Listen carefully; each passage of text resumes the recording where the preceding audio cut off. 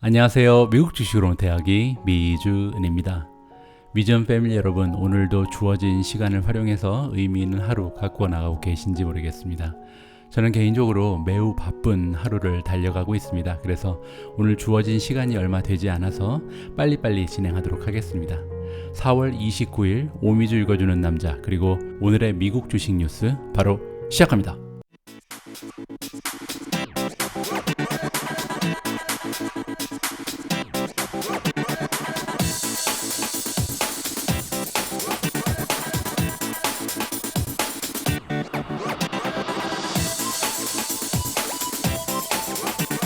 오늘 제가 첫 번째로 준비한 내용은요, 애플의 어닝 결과 소식입니다. 어제 구글에 이어서 정말 엄청난 결과가 또 발표가 됐습니다. 자세한 내용 한번 살펴보도록 하겠습니다. Apple reports another blowout quarter with a sales of 54%, authorizes 90 billion in share buybacks. 애플이 이제 보고를 했죠. 어닝 결과를 보고를 했는데 another blowout quarter, 또 한 번에 이렇게 뻥 터져버리는 굉장한 강타를 날렸다, 이렇게 지금 얘기하고 있습니다. 엄청나게 좋은 결과를 가지고 한 방을 매긴 겁니다.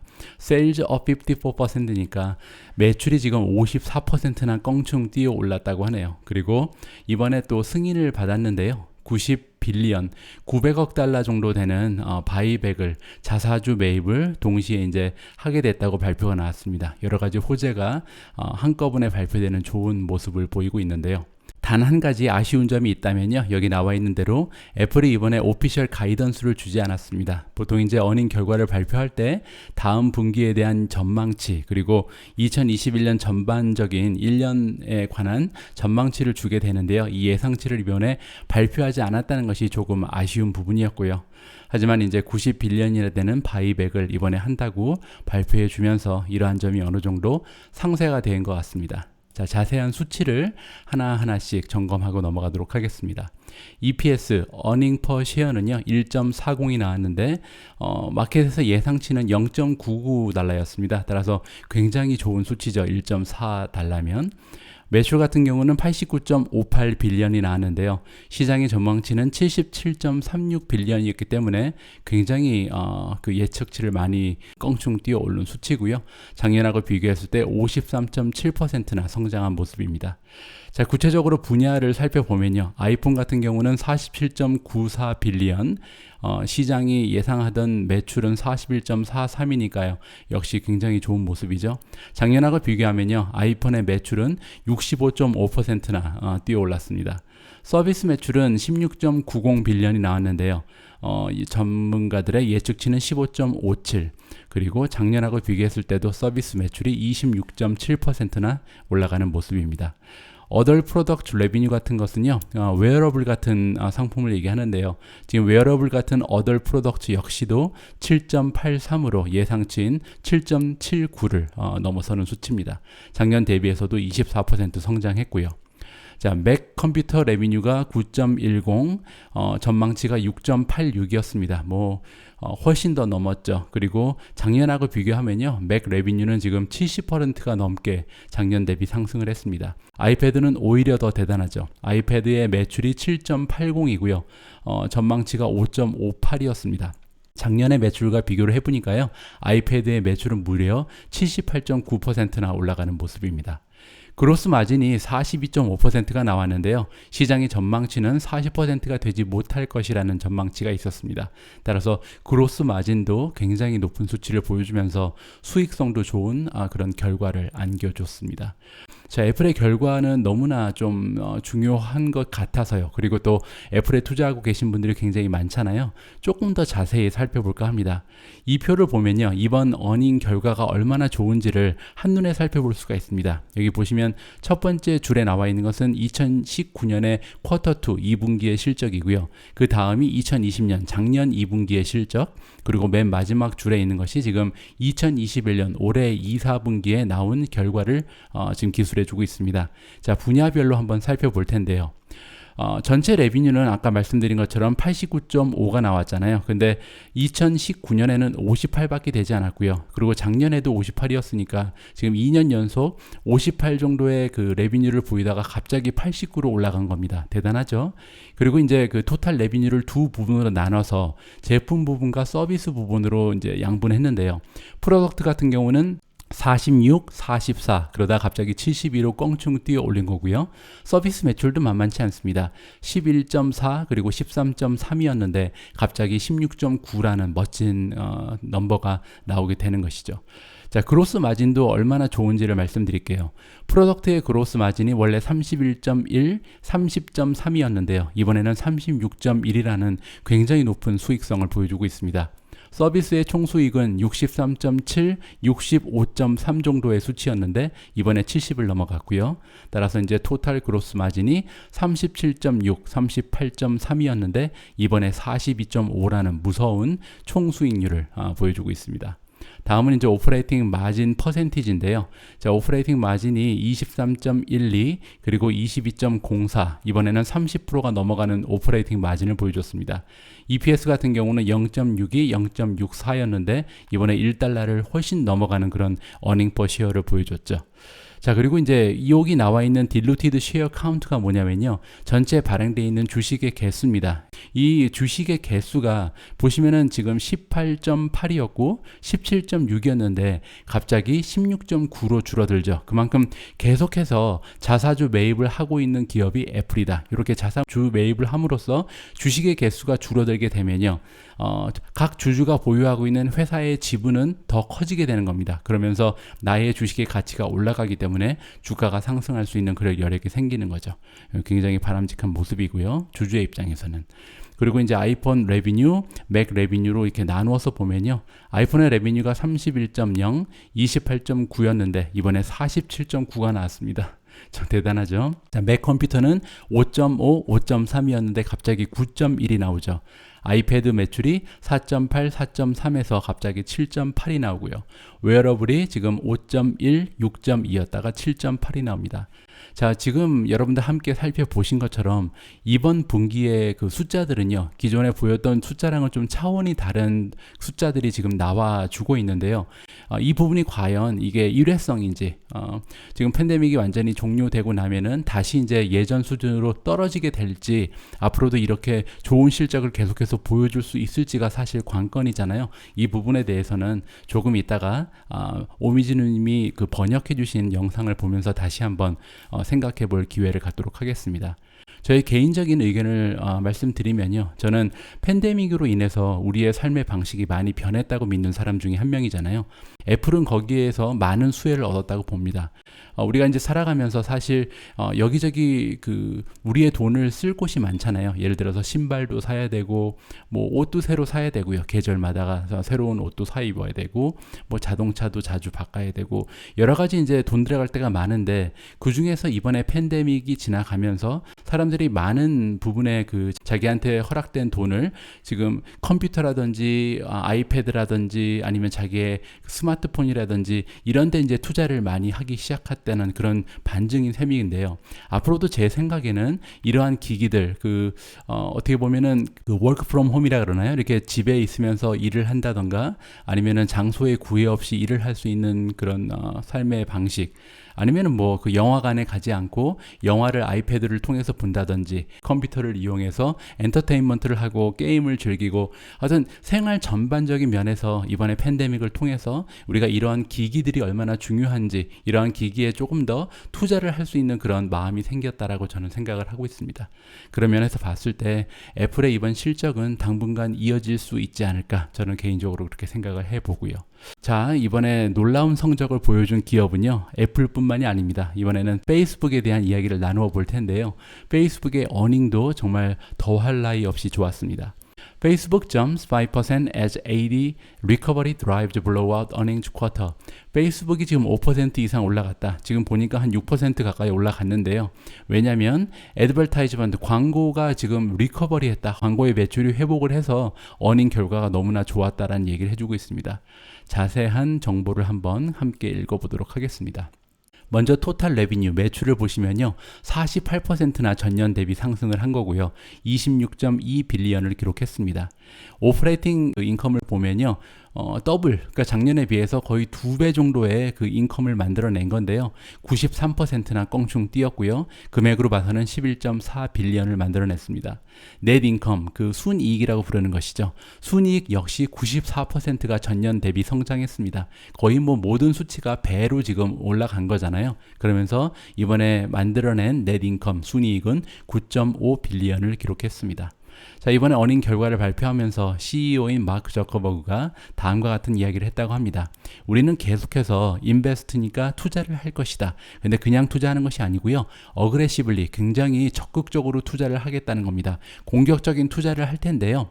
무엇을 하기 위해서 이렇게 돈을 투자할 거냐면 새롭고 그다음에 그 의미 있는 익스피리언스, 경험을 앞으로 이제 계속 만들어내기 위해서 투자를 할 거라고 합니다. 그리고 이러한 경험을 만들어내기 위해서 투자하는 분야가 구체적으로 기술이 되어 있는데요.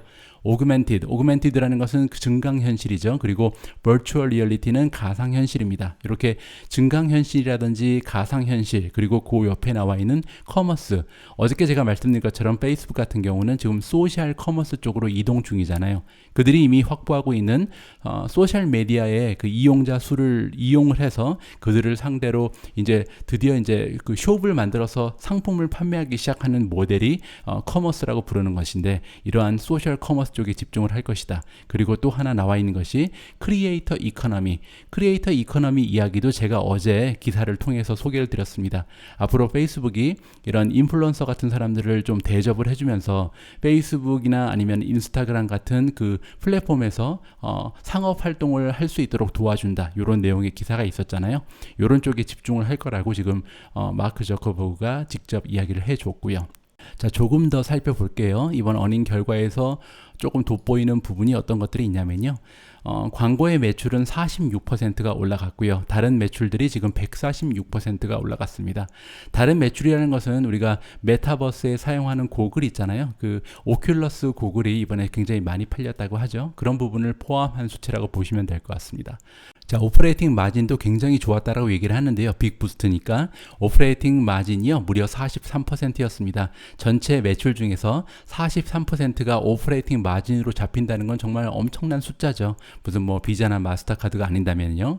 그리고 이제 작년 같은 경우는 같은 기간에 오퍼레이팅 마진이 33%에 불과했으니까 무려 10%나 마진율이 올라간 거죠. 데일리 액티브 유저의 숫자가 중요하잖아요. 매일매일 페이스북을 이용하는 그 데일리 액티브 유저가 8%가 오히려 증가했습니다. 많은 분들이 이제 페이스북은 한물 같다, 인스타그램은 한물 같다, 뭐 이런 말씀을 하시잖아요. 이제 틱톡의 시대다. 물론 이제 틱톡 같은 그런 소셜 메디어가 굉장히 많은 발전을 하고 있는 것은 사실이지만 페이스북 역시도 아직까지는 이용자의 수가 늘어나고 있다는 것을 우리가 볼 수가 있죠. 8%가 올라가서 무려 1.88 빌리언이니까 18억 8천만 명이 사용합니다. 그리고 먼슬리 액티브 유저의 수는요 역시 10%가 올랐습니다. 매달 한 번 이상 사용하는 이용자 수는 무려 2.85 빌리언이니까 28억 5천만 명입니다. 참 대단한 수치라고 우리가 생각을 해봐야 되겠죠. 자, 이번에 그 애드버타이즈먼트 레비뉴 그로스가 좋았잖아요. 광고의 매출 성장률이 굉장히 좋았는데요. 이러한 광고 매출의 성장은 두 가지의 팩터에 의해서 기인됐다. 첫 번째는요, 일단 average price per advertisement, 그러니까 광고당 그 객단가가 있을 거 아니에요? 그 광고의 단가가 올라갔다고 합니다. 30%나 상승을 했네요. 그만큼 이제 경기가 재개되는 그 신호가 이번에 돌렸잖아요. 그래서 1분기에 경기가 재개되면서 광고의 단가가 30%나 올라갔다는 점이 일단 성공의 요인이고요. 두 번째로 애드버타이즈먼트의 넘버, 그러니까 그 광고주들이 굉장히 많이 늘었다는 얘기죠. 광고의 수 역시도 12%나 올라갔기 때문에 이번에 레비뉴가 굉장히 좋은 성장률을 기록할 수 있었던 겁니다. 자, 이번에는 2분기에 대한 가이던스도 주어졌는데요. 일단 토탈 레비뉴 그로스를 보시면 매출의 성장률은 스테이블할 것이다. 앞으로도 꾸준할 것이다. 1분기랑 좀 보조를 맞춰서 앞으로도 계속 올라갈 수 있다는 얘기를 해주고 있는 거죠. 구체적인 넘버는 주어지지 않은 것이 조금 아쉬운 부분이라고 할 수가 있을 것 같습니다. 오늘은요, 이렇게 울트라 메가톤급 어닝 결과를 보여준 기업이 또 하나가 있습니다. 그리고 이 기업은 제가 예전부터 투자를 하고 있던 기업이죠. 여러분들께 제가 개인적으로 굉장히 많은 애정을 표현했던 쇼피파이입니다. 이렇게 착한 기업이 좀 성공하는 모습을 보고 싶다라는 말씀을 여러분들께 드린 바가 있는데요. 쇼피파이가 이번에 놀라운 실적을 발표하면서 저는 개인적으로 너무나 즐거운 마음이 들었습니다. 쇼피파이가 지금 그 어닝을 발표한 이후에 무려 11.4%나 어제 미국 장에서 주가가 상승을 했습니다. 그리고 지금 시장이 마감된 이후에도 계속해서 올라가는 추세를 기록하고 있는데요. 어떤 일이 있었는지 한번 살펴보죠. 쇼피파이가 플러스 10% 이상 올라갔다. 어닝이 서프라이즈를 발표하고 GMV는 그 총 거래 금액인데요. 이 총 거래 금액이 more than double, 배 이상 늘어났다는 겁니다. 자, 자세한 수치를 한번 살펴보겠습니다. 일단 액추얼 어닝을 보면요. 2.01달러 어닝 퍼 시어를 얘기하는 거죠. 한 주당 2달러를 넘는 그 인컴을 만들어냈고요. 컨센서스 익스펙테이션 마켓의 예상치는 0.75였습니다. 따라서 마켓의 예상치를 배가 아니죠. 거의 3배 가까이 올려놓은 그런 셈이죠. 그리고 110%의 성장을 보여줬다. 매출은 100% 이상 성장을 했고요. 그로스 머턴자이즈 밸류 아까 제가 말씀드린 GMV죠. 총 거래 금액을 얘기합니다. 그러니까 쇼피파이가 운영하는 그런 웹사이트 안에서 거래된 그런 금액을 얘기하는 거죠. 쇼피파이의 매출은 아닙니다. 이 쇼피파이에서 파트너로 일하고 있는 모든 그 비즈니스들이 거래한 금액을 보면은 114%가 올라갔습니다. 총 거래 금액이 37.3 빌리언이었습니다. 이 수치는요, 예상치인 33.69보다 훨씬 더 높은 수치고요. 자, 이번에 굉장히 좋은 매출의 성장을 보인 것을 좀 뜯어보면요. 서브스크립션 레비뉴가 320.7 밀리언입니다. 작년하고 비교했을 때 71%나 상승한 수치고요. 그리고 예상치는 288.7밖에 되지 않았기 때문에 굉장히 그 예상치를 많이 넘어섰죠. 머천트 레비뉴는 668 밀리언이었습니다. 전년도 대비 137% 상승했고요. 마켓에서 예상하고 있던 수치는 574.2 밀리언밖에 되지 않았습니다. 매달 반복 매출은 62%가 올라가면서 89.9 밀리언을 기록했습니다.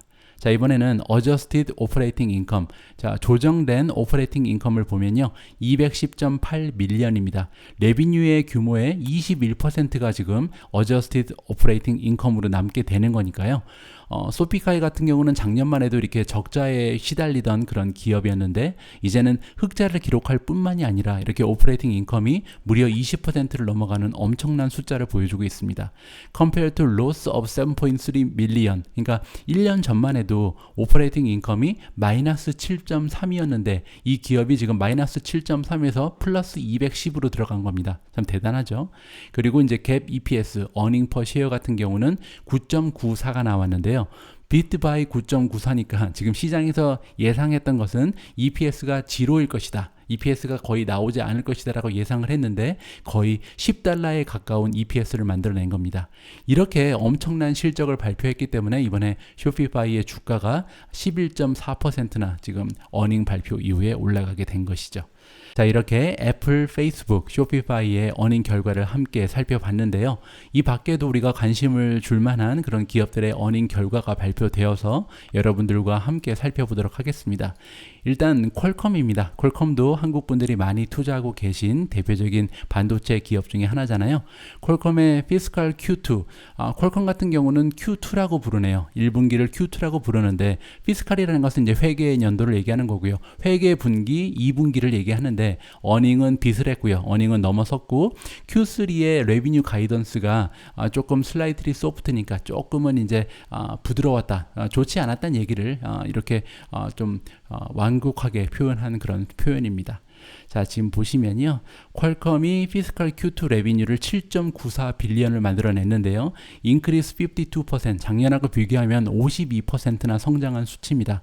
퀄컴도 대단하네요. 그렇죠? 이렇게 이미 성숙 단계에 이른 쇼피파이랑은 좀 다른 상황이잖아요. 사실 퀄컴은 신생 기업도 아니고 이미 꾸준히 어닝을 만들어내는 어느 정도 자리를 잡은 그런 기업인데 이러한 반도체 기업이 52%나 매출의 성장을 보여줬다는 것은 엄청난 당연한 일이죠. 자, 마켓의 예상치는 7.62 빌리언이었는데 이번에 7.94를 만들어낸 것이고요. 이번에는 그 논갭 EPS를 보도록 하겠습니다. 어닝 퍼 시어 같은 경우는 116%가 올라갔네요. 작년 대비해서. 그래서 1.90을 만들어냈고요. 예상치는 1.67이었습니다. 자, 이번에는 매출을 두 가지로 나누어서 한번 비교를 해볼 것 같은데요. 퀄컴의 매출은 크게 두 가지로 우리가 나누어 볼 수 있습니다.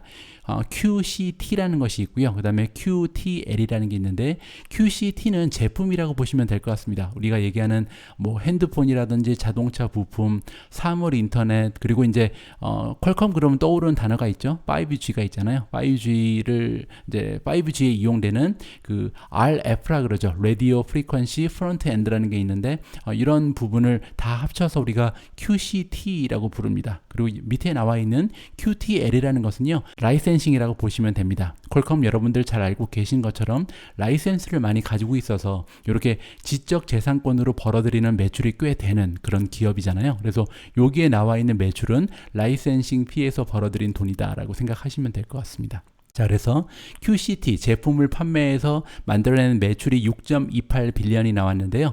작년하고 비교해보면 53%가 성장을 했습니다.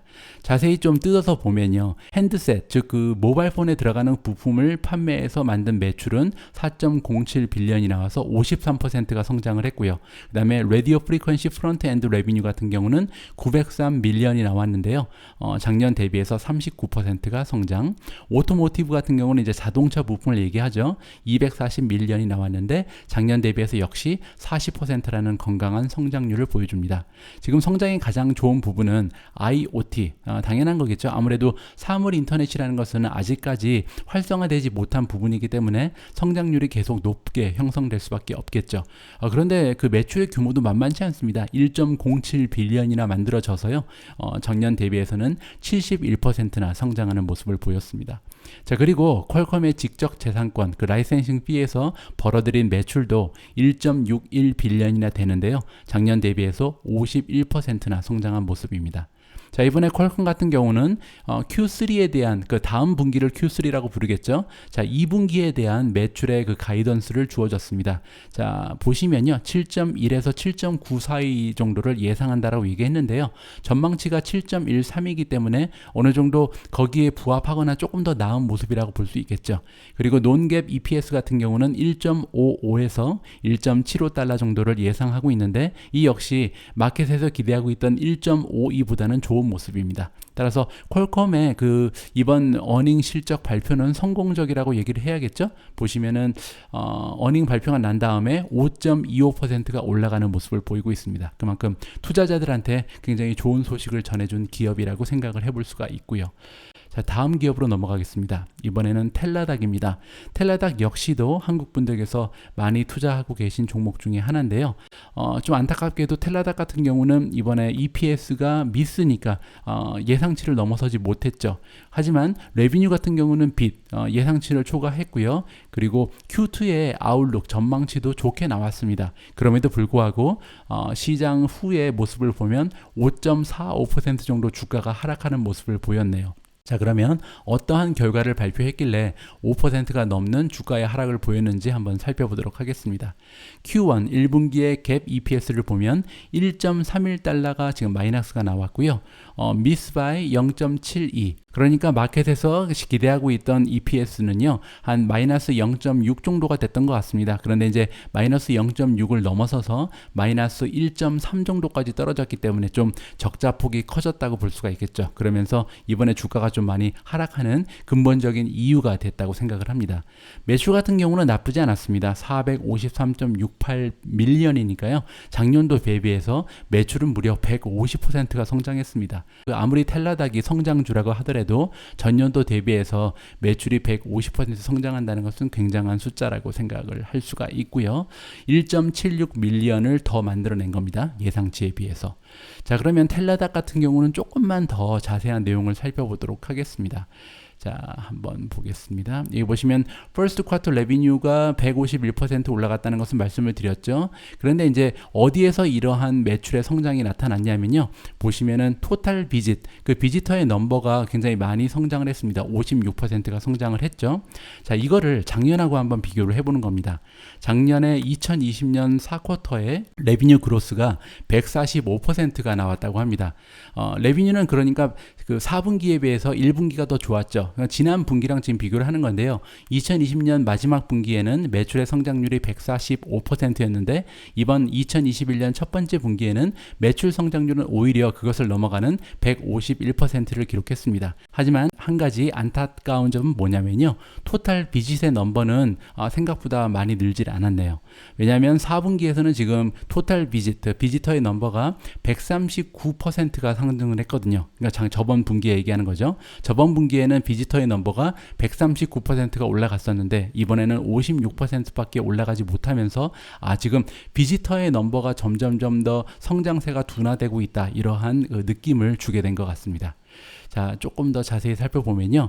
US paid membership, 그러니까 멤버십에 가입하는 사람들의 그 숫자는요, 20% 정도가 상승을 했다고 보시면 되고요. 4분기에는 41%가 성장을 했었으니까 이번에 20%는 그렇게 많이 성장한 것은 아니죠. 다시 한번 말씀드리지만 지금 비지터의 숫자가 성장이 좀 둔화되고 있다. 그리고 멤버십을 가입하는 사람들의 숫자도 조금 성장이 둔화되는 모습을 보이고 있습니다. 또 하나는 US visit fee only access, 그러니까 이번에는 멤버십에 가입하는 사람들이 아니고요. 한 번 그때마다 돈을 내고 일회성 액세스를 사용하는 그런 사람들의 숫자를 얘기하는 건데요. 15%가 성장을 했습니다. 저번 분기에는 10%밖에 성장을 못했거든요. 이 부분은 오히려 저번 분기보다는 좋은 모습이고요. 다음은 이제 넷 로스, 넷 인컴이 아니고 넷 로스죠. 왜냐하면 아직까지는 적자 기업이기 때문에. 그런데 이 넷 로스가 와이든, 이게 더 커졌다는 겁니다. 그러니까 그 적자 폭이 오히려 더 커졌다. 근데 어느 정도로 커졌냐면요. 6배가 더 커졌다고 합니다. 그러니까 prior year quarter니까 지난해 분기에 비교했을 때 오히려 6배나 더 적자 폭이 커졌다. 그러니까 아직까지는 그 흑자로 전환하기 위해서는 상당히 오랜 시간을 기다려야 할 가능성이 생기는 거죠. 그러면서 이번에 주가가 많이 빠지게 되는 결정적인 계기가 됐다라고 생각을 해볼 수가 있습니다. 자, 마지막으로 2021년 그 전반적인 그 예상치를 한번 알아보면요. 마켓에서는 한 2 빌리언 정도를 바라보고 있습니다. 20억 달러 정도를 만들어낼 것으로 기대를 하고 있는데 이번에 텔라닥이 발표한 내용을 보면 2021년 한 해 동안 만들어내는 매출은 1.97에서 2.02 정도가 될 것이다. 따라서 마켓의 예상치랑 비슷하게 지금 주어진 거죠. 그렇게 되면 이제 작년 대비 83%가 성장하는 그런 셈이 되는 거고요. 하지만 2020년의 성장률에는 미치지 못하는 것이죠. 2020년에는요, 2019년에 비해서 매출의 성장이 98%였습니다. 하지만 이제 2021년 들어서는 98%라는 성장률을 유지하지는 못하고요. 한 83%로 성장률이 둔화될 것이다. 이렇게 우리가 정리를 해볼 수가 있습니다. 글쎄요, 여러분들 제가 설명해 드린 수치를 보시고 느낌이 어떠셨는지 모르겠습니다. 제가 볼 때는 텔라닥 주식을 뭐 다 팔아버리거나 이러할 정도로 걱정되는 부분은 사실 아직까지는 발견되지 않고 있거든요. 아직도 꾸준히 성장하는 모습을 보여주는 기업이 텔라닥인데 이번에 여러 가지로 조금 그 기대치가 좀 높지 않았나 그런 생각을 하게 됩니다. 자, 다음 기사로 넘어가도록 하겠습니다. 이번에는 GM에 관한 기사가 나왔습니다. GM unveils deals to access 60K EV charging points across US, Canada. GM은 우리가 그 제너럴 모터스라고 부르는 기업이죠. 이 GM이 unveil은 이렇게 베일을 벗었다라고 우리가 얘기하는 거죠. 자, 그러니까 베일을 벗고 뭔가를 발표한 겁니다. 근데 어떠한 딜을 발표했냐면요. 60K는 6만 개잖아요. 6만 개의 EV, 전기차 차징 포인트를 이번에 그 액세스할 수 있는 그런 딜을 만들었다는 겁니다. 그리고 이러한 그 차징 포인트는 미국과 캐나다에 흩어져 있는 차징 포인트라고 얘기를 하고요. 자, 밑에 조금 자세한 내용을 읽어보죠. 제너럴 모터스가 이번에 발표를 했는데요. 딜을 만들었다. 어그리먼트를 만들었는데 계약을 누구랑 했냐면 세븐 일렉트로닉 비클 차징 프로바이더, 그러니까 그 전기차 차징 스테이션을 제공하는 7개의 기업하고 동시다발적으로 계약을 한 겁니다. 굉장히 많은 기업과 파트너십을 이번에 성립하게 된 거죠. 그 기업들의 이름을 살펴보면요. 블링크 차징, 그리고 차지 포인트, EV Connect, 그다음에 EVgo, FLO, Green Lodge, and Sema Connect 이렇게 7가지의 기업과 이번에 계약을 체결했다라고 얘기하고 있습니다. 이렇게 많은 수의 그 전기 충전 기업과 계약을 체결한 이유는요. 이렇게 되면 이제 6만 개의 차징 포인트를 확보가 할 수 있게 되는 거죠. 그러면 GM을 이용하는 모든 그 차량 운전자들이 이제 손쉽게 차지 포인트를 찾을 수가 있다라는 그런 계산이 포함된 계약이라고 보면 될 것 같습니다. 이번에 GM이 발표하기를 이번 그 어그리먼트는 우리 그 GM의 전기차를 사용하는 그런 고객들이 모바일 앱을 통해서 그 6만 개나 되는 차징 플러그를 어디에 있는지 찾아볼 수 있다. 그러니까 find station이니까요. 그러니까 운전하다가 가장 가까운 충전소가 어딘지 찾아볼 수도 있고요. 그 GM의 어플리케이션을 통해서 말이죠. 그리고 이제 그 차징을 마친 다음에 페이먼트까지 결제까지 할 수 있다라고 얘기를 하고 있습니다. 자, 이번 기사를 통해서 우리는 GM이라는 기업이 이번에 7개의 차징 스테이션 기업과 계약을 맺었다는 것을 배웠는데요. 그러면 이들 그 차징 스테이션 기업들이 시장의 점유율이 어떻게 되는지를 다시 한번 복습하고 넘어가도록 하겠습니다. 지금 보고 계신 그림은요, 제가 예전에 차지 포인트라는 기업에 대한 영상을 만들면서 여러분들과 한번 공유를 한 적이 있는 그런 그래프인데요. 우리가 차징 스테이션을 얘기할 때 크게 2가지의 그 레벨로 나누어서 얘기를 합니다. 첫 번째는 레벨 2라고 부르는 것이고요. 또 하나는 DC 파스트 차저라고 부르는 것입니다. DC 파스트 차저는 우리가 쉽게 얘기해서 그 슈퍼 차저라고 얘기하는 굉장히 빠른 급속 충전기를 얘기하고요. 그다음에 완속 충전 그 스테이션은 레벨 2라고 보면 될 것 같습니다. 자, 일단 완속 충전기의 그 시장 점유율을 살펴보면요. 우리가 그 잘 알고 있는 차지 포인트라는 기업이 무려 40%가 넘어가는 시장의 점유율을 가지고 있고요. 두 번째로 시장 점유율이 높은 것이 테슬라 18.1%, 블링크가 7.2% 정도가 됩니다. 나머지는 좀 미미하죠. 그리고 이번에는 이제 슈퍼차저, DC 파스트 차저를 살펴보면요. 가장 높은 시장의 점유율을 가지고 있는 것은 이브고 네트워크입니다. 27.6%나 가지고 있죠. 굉장하죠. 그리고 이제 두 번째로 비율이 높은 게 테슬라. 테슬라 같은 경우는 지금 양쪽 레벨 2, 레벨 3 두 가지 부분에서 모두 굉장히 좋은 모습을 보이고 있고요. 반면에 그 레벨 2에서 시장 점유율 40%를 넘어갔던 차지 포인트 같은 경우는 14.8%로 약간 떨어지긴 합니다. 하지만 그래도 지금 탑 3에 속하는 좋은 모습을 보인다고 생각을 해볼 수가 있겠죠. 그래서 저는 개인적으로 사실 이 차지 스테이션, 차징 스테이션에 투자를 한다면 차지 포인트 그리고 이브고 이렇게 2가지 기업, 물론 이제 테슬라도 들어가겠죠. 이렇게 3가지 기업이 가장 투자의 가치가 높지 않나. 거기에 하나만 더 더하자면 지금 블링크라는 그 기업이 요 레벨 2에도 들어가고 레벨 3에도 들어가 있잖아요. DC 파스트 차저를 우리가 레벨 3라고도 부를 수 있거든요. 이렇게 시장 점유율을 보면서 투자의 전략을 세워보는 것도 좋을 것 같습니다. 자, 다음의 기사는요, 스킬즈에 관한 기사인데 잠깐만 보고 넘어가겠습니다. 개인적으로 조금 실망스럽습니다. 이 기사의 내용이 뭐냐면요, 스킬즈 CEO가 고소를 당했는데요. 누가 고소했냐면 브라더, 그러니까 친동생이 이번에 고소를 했습니다. 근데 그 고소 내용이 뭐냐면 스킬즈 기업의 그 지분을 가지고 지금 싸우는 거예요. 그래서 가족끼리 이렇게 스킬즈라는 기업의 지분을 가지고 5% 정도 되는 지분을 가지고 서로 이제 소송도 하고 이렇게 법정에 서게 됐다는 것은 사실 투자하는 입장에서는 굉장히 불쾌하다라고 저는 생각을 합니다. 그러한 영향인지 몰라도 현재 주가가 6%가 넘게 떨어지고 있고요. 과연 스킬즈의 지금 굉장히 안 좋은 모습들이 많이 일어나죠. 공매도에 굉장히 시달리는 모습도 사실 투자하는 사람들 입장에서는 불안한 모습이었는데 이번에 이렇게 소송까지 같은 가족끼리 걸리게 되면서 바람직한 모습은 아니라고 생각이 됩니다. 자, 다음 기사로 넘어갑니다. 자, 이번 기사는요, 그 페드, 미국 연준의 체어죠. 파월 그 의장의 기자회견 내용을 같이 살펴볼까 합니다. 어제 이제 기자회견이 있었는데 사실 어떤 분들은 그 파월 의장이 항상 같은 얘기만 반복한다 그래서 앵무새 같다라는 이야기도 하고 있는데요. 우리 같은 투자자 입장에서는 사실 지금 파월 의장이 예전에 주었던 메시지를 다시 반복해 주기만 해도 굉장히 고마운 그런 마음이 드는 그런 상태죠. 제발 그의 마음을 바쁘지 않았으면 하는 마음을 가지고 어떠한 요점이 있었는지 한번 기자회견의 키포인트만 짚고 넘어가도록 하겠습니다. 자, 연준은 업그레이드 했다.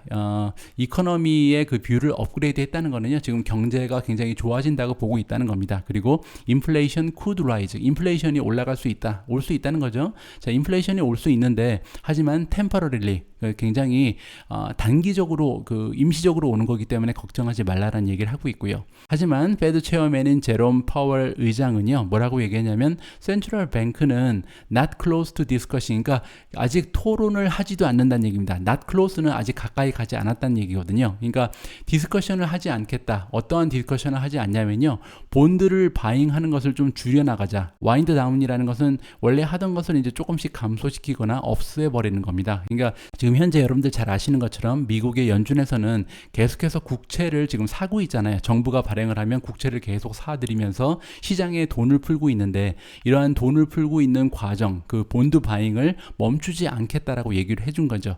이 본드 바잉을 멈추지 않는다는 게 왜 중요하냐면요, 보통은 이 본드 바잉을 멈춘다는 것이 인터레스트 레이트를 올린다는, 금리를 올리겠다는 신호로 받아들여진다고 합니다. 따라서 본드 바잉을 멈추지 않는다면 금리가 올라갈 가능성도 없다고 우리가 조금 안심하고 있어도 된다는 얘기죠. 자, 이렇게 그 본드 바잉을 멈춘다는 것을 전문 용어로 테이퍼링이라고 합니다. 그러니까 이 테이퍼링 같은 것은 이번 1년 안에 일어날 가능성이 없다라고 지금 전문가들은 보고 있는 거예요. 그래서 이제 마켓의 전문가들은 포웰이 지금 신호를 주었다. 파웰 의장이 신호를 주었는데 어떻게 줬냐면요, 아마도 금리는 당분간 굉장히 오랫동안 낮게 형성이 될 것이다 라고 신호를 줬다라고 굉장히 좋은 메시지를 전해주고 있습니다. 따라서 이러한 환경에서는 굉장히 긍정적이다. 스톡을 비롯한 그 주식이라든지 아니면 다른 위험성 자산에 투자하기에는 아직까지는 굉장히 좋은 환경이 조성되어 있다라는 이런 기사가 나왔습니다. 참고해 주시고요. 자, 오늘 마지막 기사인데요. History shows the stock market doesn't like higher taxes. 방금 전에 우리가 함께 살펴본 것처럼 미국 연준에서는요, 당분간 금리를 상승시키지 않을 것으로 지금 기대가 되는데요. 하지만 우리 주식 투자하는 입장에서 한 가지 걱정이 더 있죠. 이번에는 이제 바이든 정부에서 세금을 올리지 않을까라는 걱정을 하고 있는데요. 지금 역사적으로 세금을 올린 다음에는 주식시장이 어떻게 진행이 됐는지 이 과거를 한번 살펴보는 것이 의미가 있겠다 해서 준비한 그런 내용입니다. 자, 보시는 것처럼요, 워싱턴이라는 것은 정부죠. 정부가 그 코퍼레이트 그리고 인디비주얼, 그러니까 텍스에는 두 가지 종류가 있죠. 하나는 법인세라고 부르는 코퍼레이트 텍스가 있고요. 두 번째는 이제 개인들이 내는 인디비주얼 텍스가 있는데요. 이렇게 법인세를 올리거나 아니면 개인들이 납부하는 텍스를 올리게 되면요, 스톡들은 보통 언더퍼폼했다. 그러니까 주식들이 좋은 주가의 상승을 보여주지 못했다. 언제 언더퍼폼 했냐면요, first year입니다. 첫 번째 해, 세금이 올라간 첫 번째 해에는 언더퍼폼을 했고요. 그리고 두 번째 해, second year에는 셀오프가 나왔다. 주가가 폭락했다는 겁니다. 이제 이러한 결과를 발표한 기관은요, BTIG고요. 자세한 내용을 살펴보죠. 이제 이번에 이러한 조사를 하게 된 이유는 당연히 여러분들이 아시는 것처럼 조 바이든 대통령이 이번에 프로포즈를 할 것으로 예상이 되잖아요. 일단 그 개인 텍스 같은 경우는 100만 달러 이상 수입을 내고 있는, 그러니까 고소득층에 한해서 캐피탈 게인 텍스를 39.6%까지 올릴 것이라는 그런 지금 루머가 퍼져나가고 있습니다. 아직까지 공식적으로 제안은 되지 않았죠. 하지만 이제 이러한 이야기가 들려오고요. 두 번째로 걱정되는 부분은 이제 법인세 부분인데, 현재 21%에 형성되어 있는 법인세가 28%까지 올라가는 것으로 이제 다시 제한이 될 것이다. 이렇게 두 가지의 그 세금 인상이 우리가 걱정하는 부분입니다. 그래서 이제 만약에 이러한 그 39.6%, 28%가 되지 않더라도 중간 정도에서 어느 정도 협상이 진행되면서 세금이 어느 정도는 올라갈 가능성이 있죠. 이렇게 세금이 올라갔을 때 역사적으로 어떠한 그 주식시장의 모습이 나왔는지를 이번 기사를 통해서 살펴볼 수가 있습니다. S&P 500이 보통은 이제 주식시장의 모습을 평가하는데 하나의 기준으로 여겨지기 때문에 S&P 500의 주가가 어떻게 이동을 했는지를 살펴보는 거고요. 보시면은 이렇게 세금이 올라갔을 때 보통 첫 번째 해에는요, 62%의 그 해가 포지티브, 그러니까 주식이 오르긴 오른 거죠. 세금이 올라간다 해도 보통 이제 주식 시장이 계속 상승할 확률이 62%라는 겁니다. 어떻게 보면은 올라간 해가 떨어진 해보다 더 많다는 것은 긍정적이죠. 그런데 이제 부가적으로 나온 내용을 보면 그렇게 좋은 소식은 아닙니다. 왜냐하면 세금이 올라간 해에 평균적으로 주가의 상승률을 보면 2.4%밖에 올라가지 못했다. 그래서 사실 62%가 올라갔지만 평균적으로 올라가는 그 상승률이 2.4%라는 것은 주가가 1년 동안 횡보했다는 거죠. 첫 번째 해. 자, 이번에는요. 두 번째 해는 어떤지 볼게요. The second year was more painful. 더욱더 고통스러웠다. 왜냐면요. S&P 500이 평균적으로 0.9%가 떨어졌다고 합니다. 그리고 negative 54% of the time이니까 0.9% 평균적으로 떨어졌을 뿐만이 아니라 그 세금을 올린 다음 해에는요. 보통 54% 정도 우리가 그 주가가 하락할 가능성이 있다는 겁니다. 따라서 2년 연속으로 주가의 그 상승률이 굉장히 저조하다는 얘기죠. 첫 번째 해에는 올라갈 확률이 더 높긴 한데 거의 횡보하는 수준이고 두 번째 해에는 올라갈 확률보다 오히려 주가가 하락할 확률이 더 높다는 거니까요. 그래서 지금 보시는 것처럼요. 1916년부터 1993년까지 텍스가 올라간 해의 그 기록을 지금 보고 계신데요. 보시는 것처럼 텍스가 올라간 해에는 좀 올라간 적이 많이 있긴 합니다. 예전에 조금 더 빨간색이 많았죠. 그리고 나서 다음 해에 보시면 세금이 올라간 바로 그 다음 해에는 마이너스 쪽이 좀 많이 커지죠. 마이너스 47%, 마이너스 38%, 마이너스 17%가 나온 적도 있고요. 최근에 1968년에는 마이너스 11.4% 정도가 나왔고요. 조금 그 데이터가 좀 오래된 데이터긴 합니다. 하지만 이런 식으로 봤을 때 우리가 세금이 올라가는 것은 결국 도움이 되지는 못한다라는 결론을 내볼 수는 있는 것 같습니다. 어디까지나 과거의 기록이 미래를 전반적으로 나타내 주지는 못하거든요. 그냥 참고만 해주시면 될 것 같습니다. 자, 오늘 제가 준비한 기사 내용은 여기까지고요. 오늘의 미국 주식 뉴스 영상을 함께 시청하도록 하겠습니다. 오늘 제가 준비한 내용 오미주님께서 번역도 해주시고 자막 작업도 해주셨는데요. 오늘 우리가 함께 준비한 영상의 제목은 이번에 진 먼스터라는 분이 그 빅테크 기업의 어닝 결과를 다시 한번 분석해주는 내용인데요.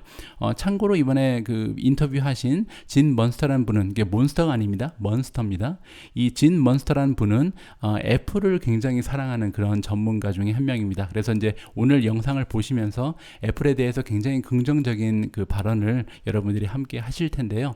오늘 영상의 주제는 이렇게 보시면 될 것 같습니다. 앞으로도 애플에 계속 우리가 투자를 해야 하는 이유, 애플이 어떤 점이 좋고 그다음에 애플이 앞으로 어떠한 방향으로 나아갈 것이고 우리가 투자자로서 애플의 미래를 긍정적으로 생각해도 되는 그런 근거를 이번에 미스터 몬스터가 우리한테 직접 설명을 해주십니다. 자, 그러면 이 즐거운 내용의 영상 끝까지 감상해 주시고요. 저는 내일 조금 더 여유 있는 마음으로 다시 인사드리도록 하겠습니다. 오늘도 끝까지 함께 해주신 모든 분들께 다시 한번 감사의 말씀을 드립니다. 우리 모두가 미국 주식 투자로 은퇴하는 그날까지 다 함께 화이팅입니다. 행복한 하루 되세요. 감사합니다. Let's get more reaction on these tech earnings. Bring in Fast Money friend and Loop Ventures founder Gene Munster. Gene, let's start it off with Facebook here. Seems like an extraordinary quarter, and does this prove that it should have a re-rating to some effect? Maybe in the near term, I think it does. I agree with Guy. Don't like the company, like the stock. That's over the next year because you have some easy comps the next quarter and this unprecedented spike we're seeing in consumer demand. Facebook's going to capture a lot of that. I think the question comes down to innovation. I think Jeff was talking about the metaverse. I'm a huge believer in the metaverse. I do not want to spend time in the metaverse, but I do believe that this is a fundamental shift in terms of how we will communicate with each other. I think Facebook and Apple, both of those have a good pole position within that. Recall that Facebook has these Facebook glasses that they have said that they're going to make. They haven't given a time frame. We think it's 2025. So to answer your question, Melissa, about Facebook and what to do with all this, the near term is going to be really strong. I think outside of this year, it still begs a question around innovation. Perhaps it is around the metaverse and augmented and virtual reality. We're going to hear a lot more about that. I think I would view that there's a better way to address that investment opportunity through Apple, but undoubtedly, I think Facebook is going to get some benefit to that. Imagine if you had a Facebook that operated for the metaverse. and you sold ads in the metaverse. I mean, it's mind-blowing what you can think of Facebook could do operating in the metaverse. For Apple, Gene, what do you think of the quarter? What does Tim Cook need to say in order to get investors to say, you know what, it deserves this valuation and it deserves maybe even a richer one? You know, I have a different view than the traders on the valuation. I actually think that it's kind of more at the lower end. I understand that Facebook is lower, but still, this is when you look at transformative tech, and I put that in the companies that are really going to change the world again. This is about as attractive as a valuation as you can get. So to your question about what can Tim Cook say, there's very little because he's not going to talk about the substance, about how some incredible growth years are still ahead of this company. Everything from hardware as a service. We talk about this, we refer to it as a 360 bundle to be able to rent a Mac, an iPhone, your services all together. We think that's coming in the next couple of years. We're going to hear likely about mixed reality, those goggles at the developers conference. That's part of the metaverse. That's a big opportunity. And then it remains what they do around automotive. That's depending on how you look at the addressable market, multi-trillion-dollar addressable market. So I would say let's just take a quick step back. This was a good quarter. It was a great quarter. I don't know what the adjective is. It's probably as good of a quarter, as much upside as I've seen in a decade from Apple. What I can say is that the naysayers will say it's not sustainable. And understand that, but that has been a well-traveled theme around this, and Apple year in, year out delivers, and I think they'll continue. I'll leave with this thought is I have a prediction that Apple is going to be the top performing FANG for 2021. I'm well behind Google right now. I think they're up 30-40%. Apple's just up fractionally. And I continue to stand behind that. I think that results tonight, they will eventually get credit for it, and as they start to step into some of these new growth curves. All right. Gene, great to have you with us. Thank you. Gene Munster. Thank you.